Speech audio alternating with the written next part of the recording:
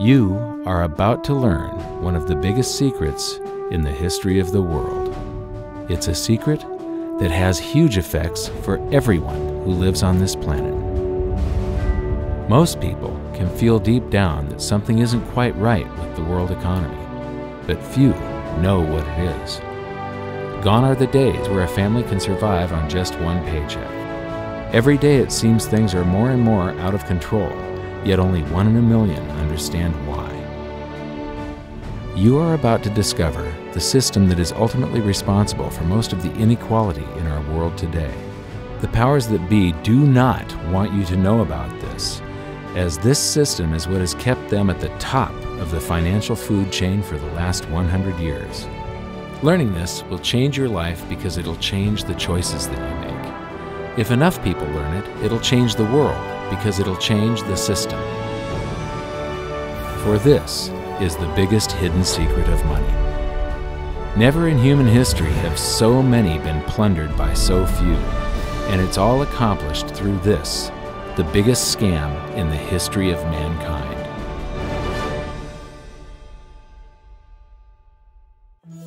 They say that money doesn't grow on trees, but the truth is that the modern banking system creates currency far faster than trees can grow. Most people don't have a clue how currency is created.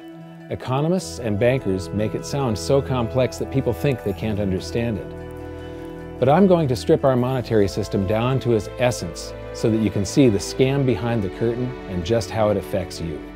Every modern society creates currency in pretty much the same way.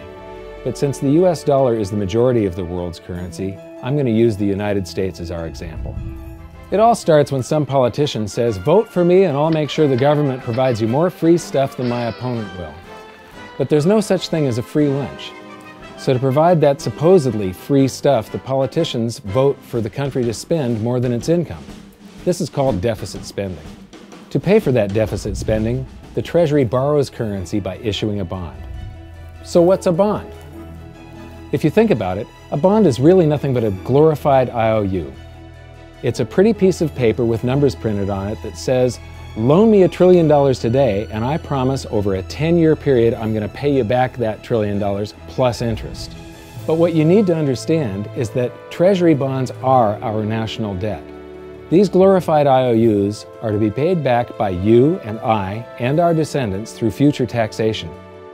Therefore, when the government issues a bond, it steals prosperity out of the future so that it can spend it today.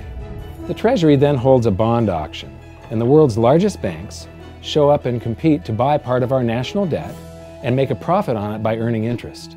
You'll notice that as we move through this process, the big banks are there, taking a cut every step of the way. This isn't by chance, as you'll see shortly. Then, through a shell game called open market operations, the banks get to sell some of those bonds to the Federal Reserve at a profit. To pay for the bonds, the Federal Reserve opens up its big old checkbook and writes bad, bogus, counterfeit checks that should bounce because they're drawn on an account that always has a zero balance. There isn't 1 penny in there. To quote from the Boston Federal Reserve, "When you or I write a check, there must be sufficient funds in our account to cover that check. But when the Federal Reserve writes a check, there is no bank deposit on which that check is drawn. When the Federal Reserve writes a check, it is creating money."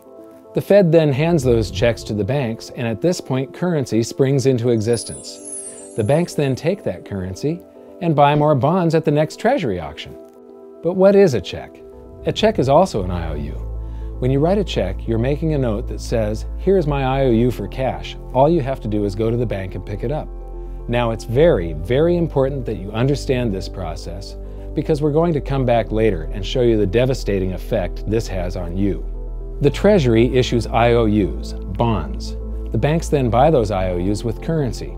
The Federal Reserve then writes IOUs, checks, and hands them to the banks in exchange for the Treasury's IOUs, the bonds. And currency is created.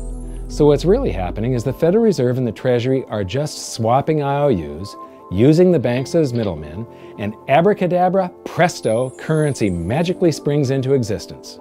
This process repeats and repeats over and over again, enriching the banks and indebting the public by raising the national debt. The end result is that there's a buildup of bonds at the Federal Reserve, and currency at the Treasury. This process is also where all paper currency comes from. The Federal Reserve and the government mistakenly call it base money because they didn't watch episode 1 of this series and they don't know the difference between money and currency. But I will correctly refer to it as base currency because it is not money. It is currency, and as we've learned, there is a big difference. Money has to be a store of value and maintain its purchasing power over long periods of time. We learned in episode 1 that earlier in our history, our paper currency was just a claim check. It was a representation for real money of intrinsic value, the gold and silver that was held on deposit at the Treasury. You could walk into any bank and slap your currency, like say a $20 bill, on the counter and redeem it for real money, a $20 gold piece. But now, this base currency that's piling up back here is really nothing but a receipt or a claim check on an IOU, that bond. So it's really nothing but a supply of numbers.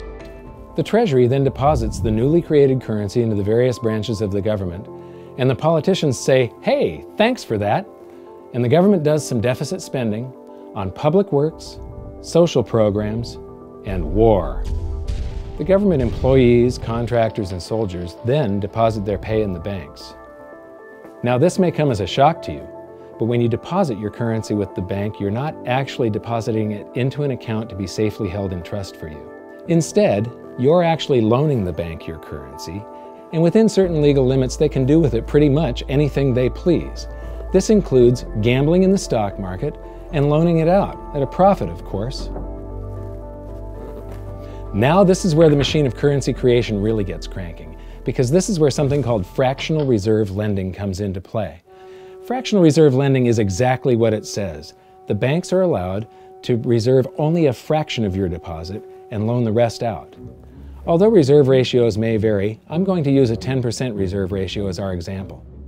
If you deposit $100 in your account, the bank can legally take $90 of it and loan it out without telling you.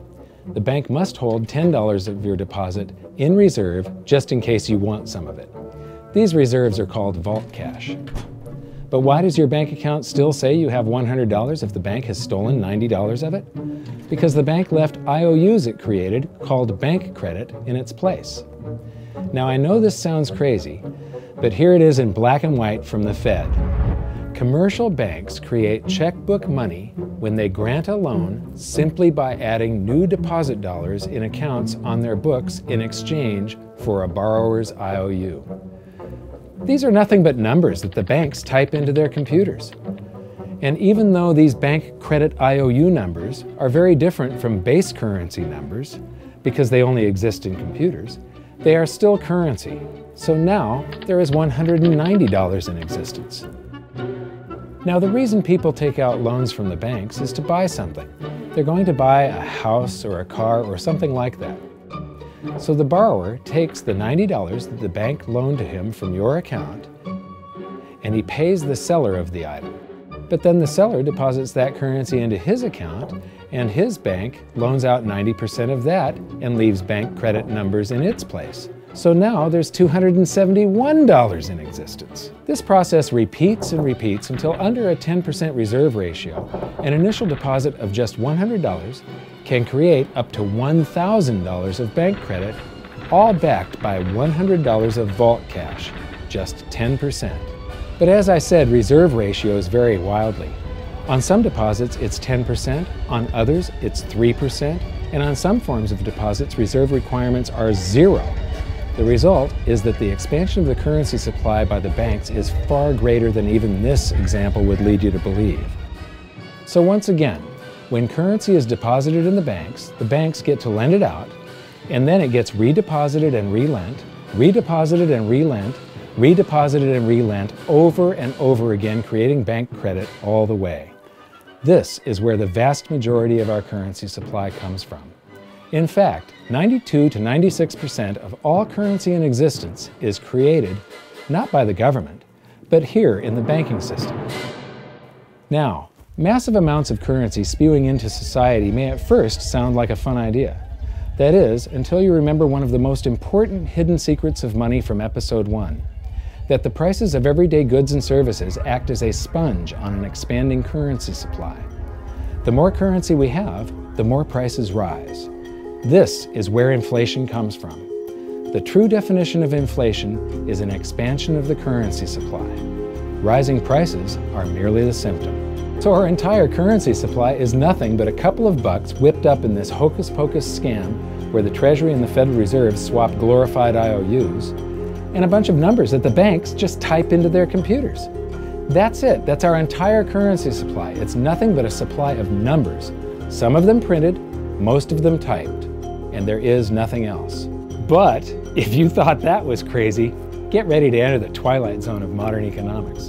We work for some of that currency supply.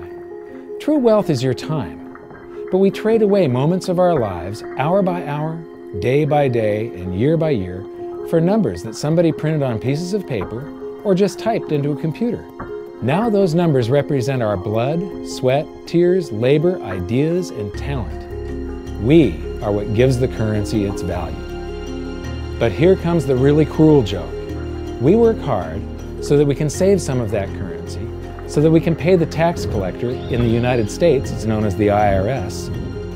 They then turn it over to the Treasury so that the Treasury can pay the principal plus interest on that bond that the Federal Reserve bought with a check drawn on an account that has nothing in it. Now let's do a recap on this section, because this is where the system begins to rob you and I on a massive scale. Much of our taxes are not used for schools, roads, and public services, but to pay interest on bonds that the Federal Reserve bought with a check drawn on an account that has nothing in it. The Federal Reserve is committing fraud. But here's one of the biggest secrets of them all. Before the establishment of the Federal Reserve, there was no need for personal income tax. The Federal Reserve was created in 1913, and that very same year, the Constitution was amended to allow income tax. Do you really think this was just a coincidence? Ask yourself how much income tax you've paid over your lifetime. Much of it has been silently siphoned away into the hands of those who own the system. Yes, this system has owners. Who they are is an even bigger secret that we'll get to shortly. But first, we need to understand the mumbo-jumbo of the so-called debt ceiling. It's all based on a huge paradox. There was interest due on that bond, and there was interest due on every one of those loans that the banks made. That means that there is interest due on every dollar in existence. Let me ask you something. If you borrow the very first dollar into existence, and that's the only dollar that exists on the planet, but you promise to pay it back plus another dollar's worth of interest, where do you get the second dollar to pay the interest? The answer is that you have to borrow that one into existence and promise to pay it back with interest as well. So now there are $2 in existence, but you owe $4, and so on and so on. The result is there's never enough currency to pay the debt. There is always more debt in the system than there is currency in existence to pay the debt. Therefore, the whole system is impossible. It is finite. It will come to an end one day. What would happen if the government stopped borrowing to do deficit spending? Are the payments on those treasury bonds going to stop? What would happen if the public stopped borrowing and going deeper into debt? Are your house and car payments going to stop? No. There is a payment due every month on the principal plus the interest on every dollar in existence, and those payments do not stop. If we stop borrowing, then no new currency is created to replace the currency that we used to make those payments. Whether you're making a payment on a loan or paying tax to make a payment on a bond, the portion of the payment that goes to pay off the principal extinguishes that portion of the debt. But the debt also extinguishes the currency. Currency and debt are like matter and antimatter. When they meet, they annihilate each other. If we just pay off the principal only on all the loans and bonds that exist, the entire currency supply just vanishes. So if we don't go deeper into debt every year, look what happens. The whole thing goes into a deflationary collapse under the weight of those payments. Politicians and pundits alike talk about balancing the budget, paying down the debt, and living within our means. They don't understand that that is deflationary. It is impossible to do under our current monetary system without collapsing the whole economy. This is why any talk of a debt ceiling is not only ridiculous, It's delusional. The system is designed to require ever-increasing levels of debt just to continue. And that's why politicians will always kick the can down the road and raise this so-called debt ceiling over and over again until the whole system finally collapses under its own weight. In other words, they don't want it to collapse on their watch. The Founding Fathers of the United States knew the dangers of central banking and fought to free themselves from this very thing. The Revolutionary War started out as a tax revolt, but now we must pay tax just to have a monetary system. Having just suffered through the hyperinflation of the continental dollar, which was printed into oblivion to finance the Revolutionary War, they understood the dangers of fiat currency and debt-based monetary systems. So to protect future generations from institutional theft and out-of-control government, they wrote into the Constitution that only gold and silver can be money for the simple fact that you can't print them.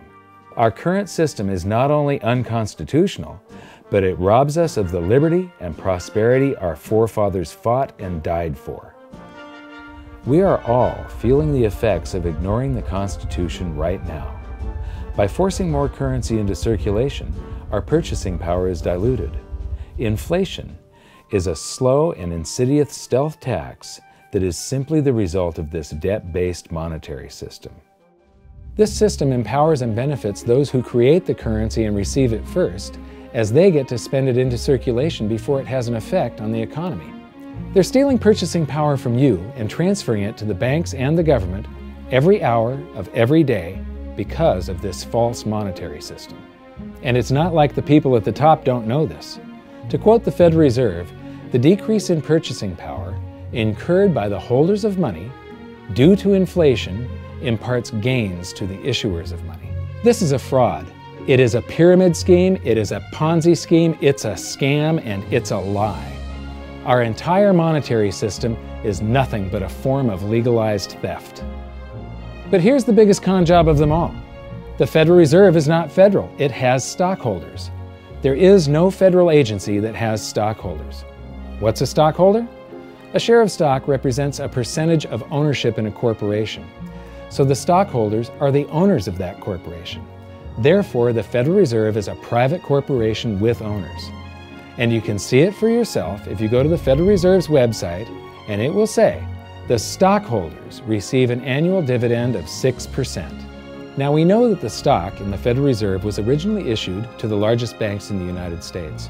But because of mergers and acquisitions through the years, you can't actually trace who owns the stock in the Federal Reserve. That's a very closely guarded secret.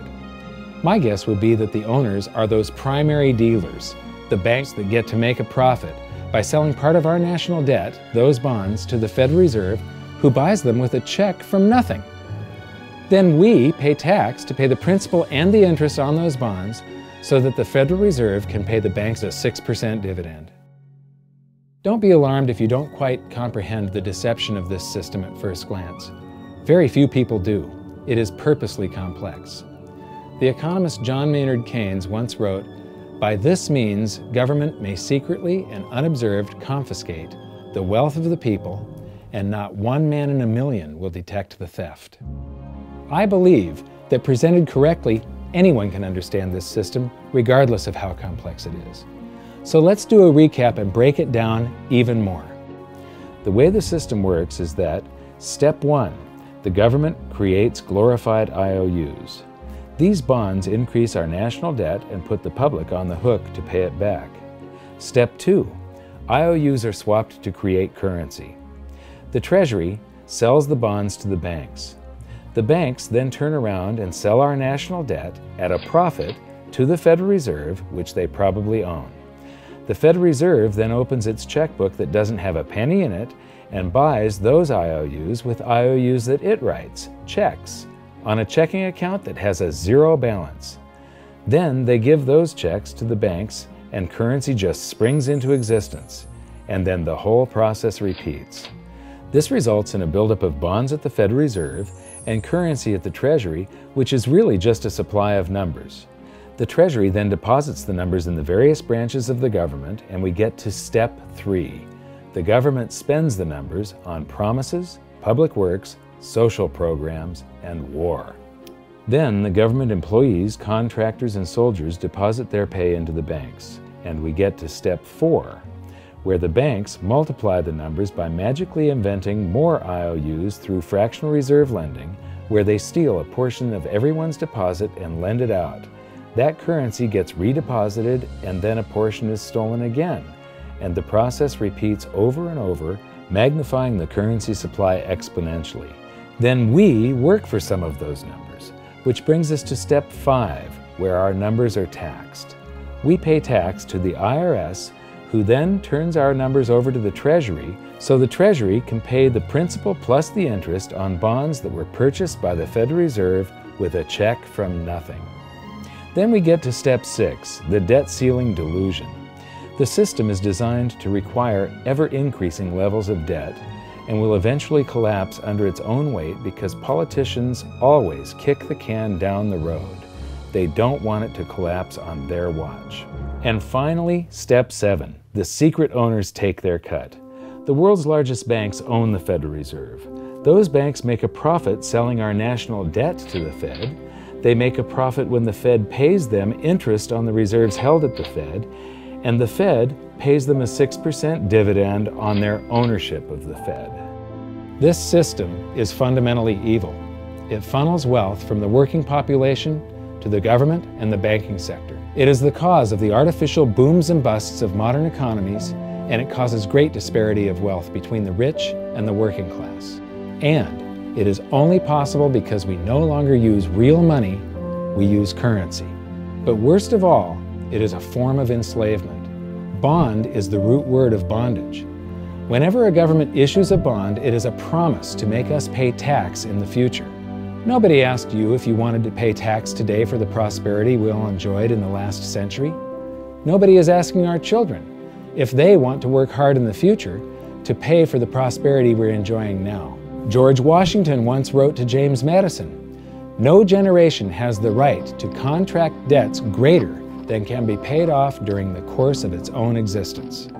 By stealing prosperity from tomorrow so we can spend it today, we enslave ourselves and future generations. Now this all sounds pretty bad, but there is great hope, for you are the greatest threat to this false monetary system. This system relies on the public being ignorant of its workings. Please share this knowledge with everyone you know, because an informed public that fully understands the system can build a better future for generations to come. And now I leave you with this quote, widely attributed to a former director of the Bank of England. The modern banking system manufactures money out of nothing. The process is perhaps the most astounding piece of sleight of hand that was ever invented. Banking was conceived in inequity and born in sin. Bankers own the earth. Take it away from them, but leave them the power to create money and control credit, and with the flick of a pen, they will create enough money to buy it back again. But if you want to continue as the slaves of bankers and pay the cost of your own slavery, let them continue to create money and to control credit. This is the Federal Reserve in Washington, D.C. It's located on Constitution Street, and that is just as much of a joke as the New York Fed being located on Liberty Street. Both of them are unconstitutional, both of them limit our liberty, and they transfer wealth away from us every second of every day to the Federal Reserve, to the government, and to the banking sector. You are now among the 1 in a million who can detect the theft of your prosperity. So the big question is, what can you do about it? 1. Watch this video until you can describe and teach it to others.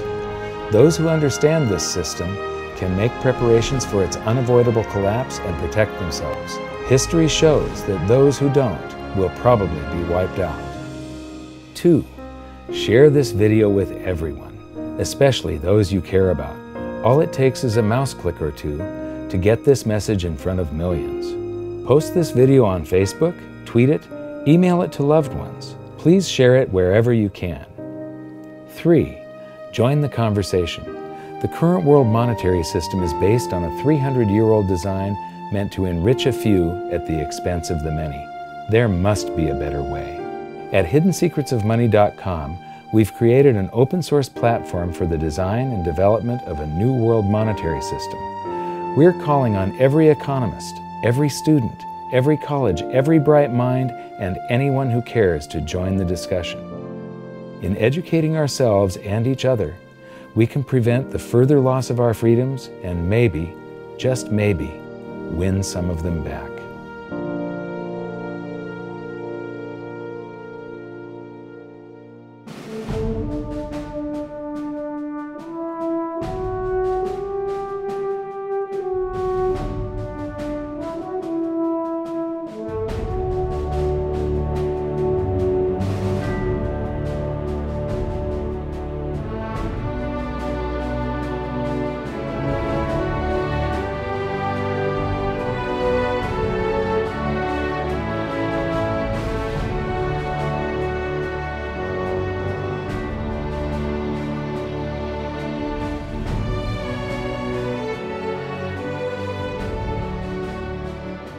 I think your episode 4 is very beneficial, very helpful. It's going to introduce these ideas to a lot of people, and like I've just been talking about, we have to change people's mind, and the more they understand it, the better.